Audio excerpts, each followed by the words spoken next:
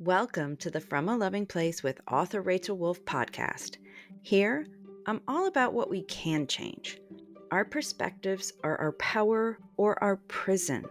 We can't change anyone else, but we can be the examples of the changes we want to see.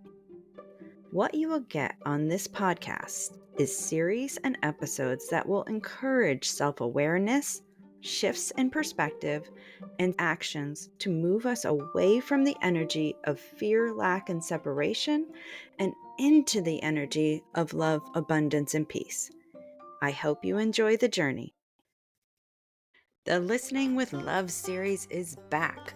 For those of you who are new to the series, Listening with Love is about becoming better listeners for both ourselves and others. Whether we agree with who we are listening to or not, when we listen with love, we open the door to better solutions and more love in the world. I hope you enjoy today's episode. This is episode 11, Grounding Ourselves Through Change, Grief, and Chaos. Hello, listeners. Welcome back to the Listening with Love series brought to you by From a Loving Place with author Rachel Wolf. I don't know how anybody else is feeling. I definitely need to be putting my focus back on listening with love. I've been watching footage of wars and natural disasters. I've also seen America go through a change. This change makes it very clear that we aren't listening with love to each other. There is a lot of blaming, shaming, and name calling, and us against them being brought to the surface. I've also been facing my own trials and tribulations. They include my kid's father dying on New Year's Eve after years of estrangement brought on by his addictions. There are also all the other changes happening in my and my children's lives as they transition into adulthood. It's moments like these when listening with love becomes crucial. This practice helps us stay aligned with the energy of love, abundance, and peace. How important is the energy we carry?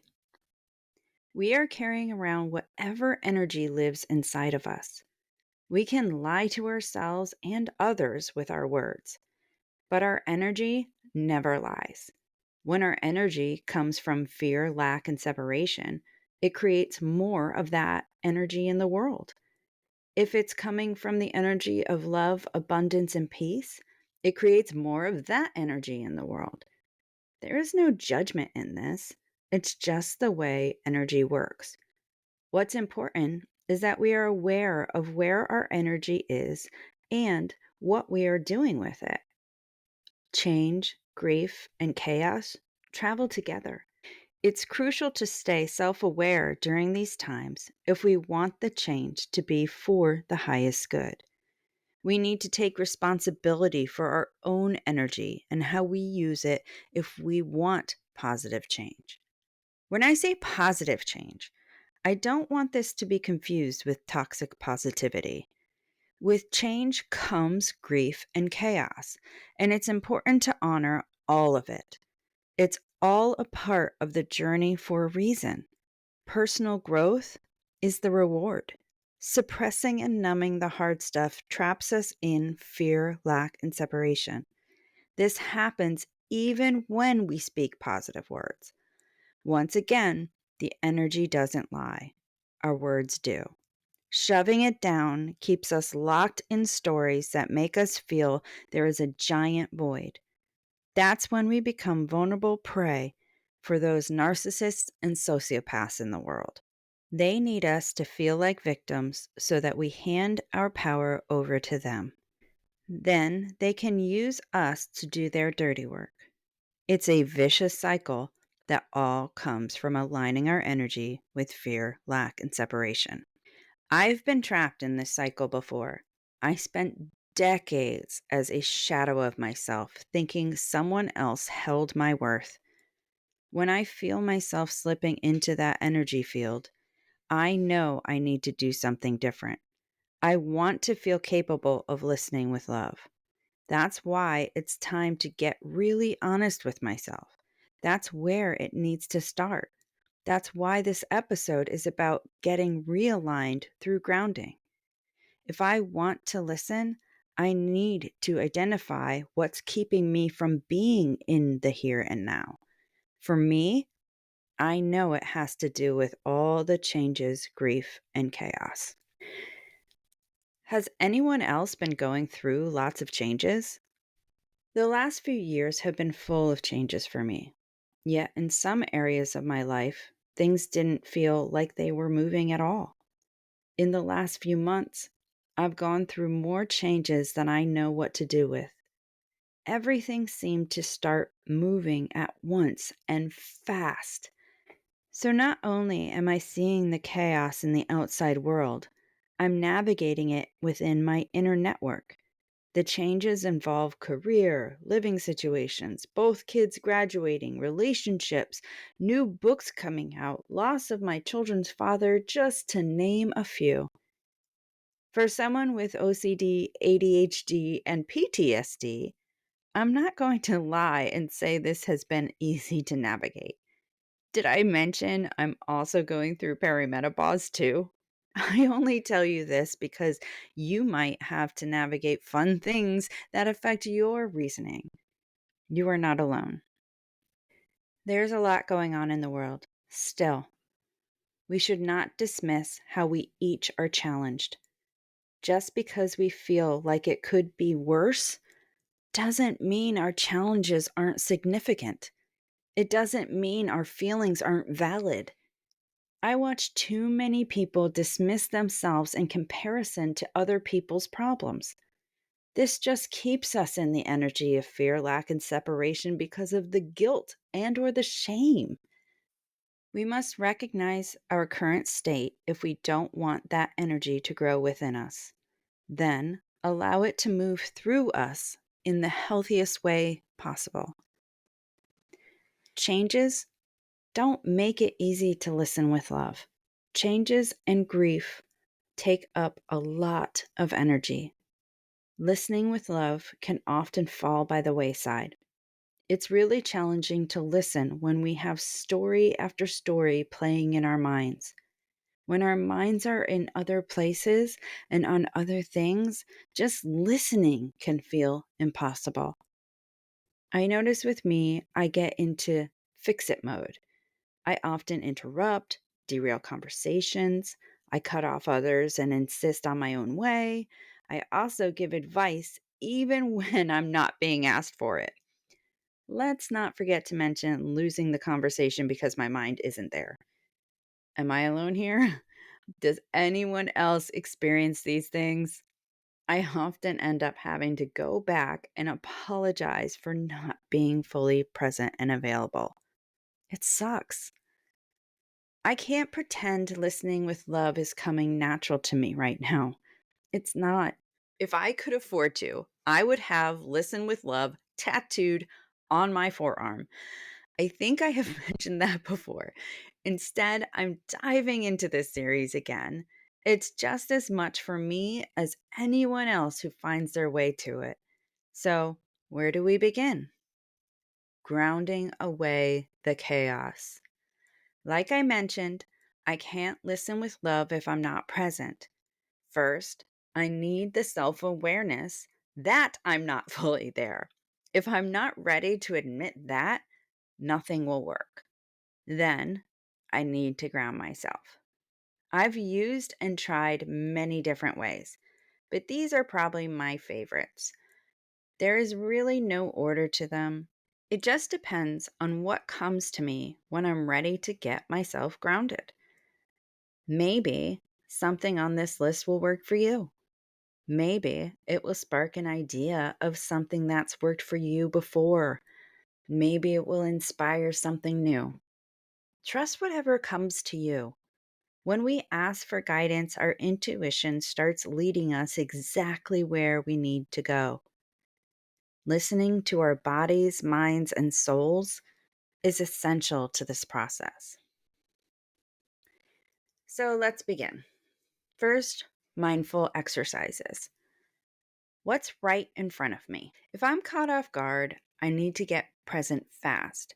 I will look around and focus on my immediate surroundings. I focus on colors, shapes, textures, sounds, and feels. I will use my body in any way I need to do this. Do I have any candy? If I do, I use my eyes to focus on what it looks like. I pop it in my mouth to focus on my sense of taste. I notice the physical feeling of how the candy moves in my mouth. I use the sense of smell and listen to the noises the candy makes in the process of eating it. My preference for this exercise is dark chocolate. I love knowing it's good for my brain. Ready for a good hand washing? I use this every time I wash my hands throughout the day. During hand washing, I take deep breaths all the way in and then exhale completely. I focus on the feel of the water, the smell of the soap, and notice any colors, bubbles, etc. The goal is to notice everything possible in the experience. I leave the experience feeling grounded every time. But it doesn't always last long. I take what I can get. Walking meditation. If I'm using walking for grounding, I listen to either binaural beats, nature, or meditation music. I don't listen to anything that has voices. I'm not trying to have anything that's guiding me to thoughts. I'm looking for my thoughts to slow down enough to experience them with clarity. EFT tapping. I use emotional freedom technique, EFT. It's also known as tapping. I turn to it when I'm really struggling to get out of my own head. EFT allows me to explore what is keeping me stuck in the stories playing in my mind. EFT uses tapping different points as a way of releasing a specific story. This process helps me calm my nervous system so I can also be present for myself or someone else. You can find examples of EFT on my Facebook page or YouTube channel. I will be offering more in the near future. The tapping process is simple. It helps me get truly present in what is keeping me from listening with love. In order for EFT to be effective, I have to be really honest. What is keeping my mind spinning? Conscious breathing and or meditating.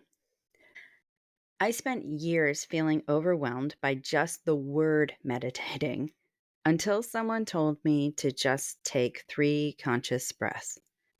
3 deep breaths where I'm fully focused on how the air is filling my lungs and leaving my body.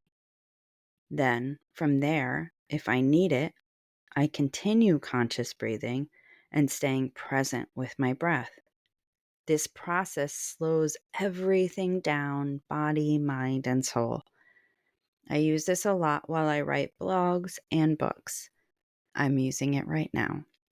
It helps me listening within myself and to others. It's pretty amazing that way. Tending my inner garden. If you're familiar with my work, you've heard me talk about the garden of my soul or my inner garden. I honestly don't care how someone else needs to see it as long as it works for them.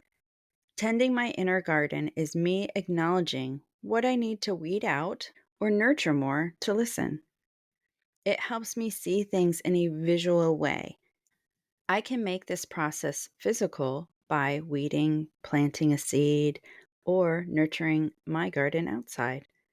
I can also do something simple like organizing a drawer in my house.